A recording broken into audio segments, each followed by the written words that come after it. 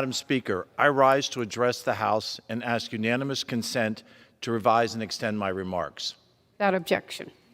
Madam Speaker, nearly 100 days after being appointed as the Biden administration border czar, Vice President Harris finally visited the southern border at the end of last week. It was 800 miles away from the crux of the problem, but I suppose it's a start. Clearly, the Biden-Harris administration knows that it is facing a border crisis. To them, it's a PR crisis.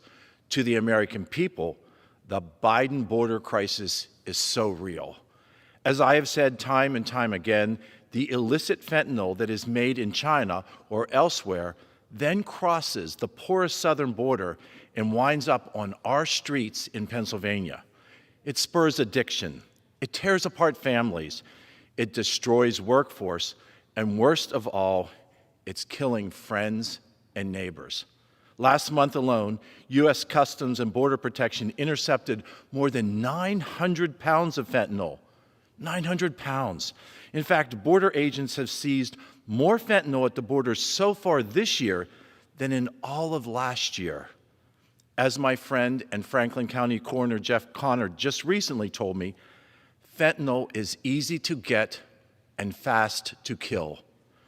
This is true in Pennsylvania. This is true across our country.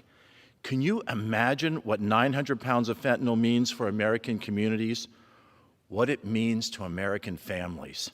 The chaos on the southern border is absolutely a crisis for first responders, for law enforcement, for healthcare providers, and community leaders on the front lines of the drug epidemics in our communities.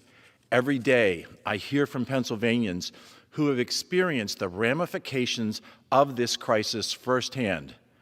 And for them, this is stark reality. Vice President Harris says that the Biden administration is making progress on this crisis.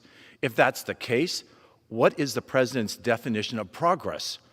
Does the president believe that his administration is making progress on the Biden economic crisis as inflation spirals out of control and hardworking families bear that cost?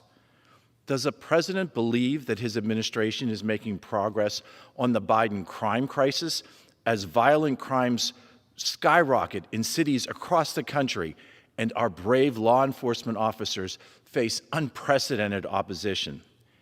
If this is President Biden's idea of progress, we must demand better. Once again, I am standing forth with the president and my colleagues on common sense reforms to restore law and order and end the administration's border crisis. We must demand real progress. Lives are depending on our work. All of America is depending on our work. Thank you, Madam Speaker, and I yield.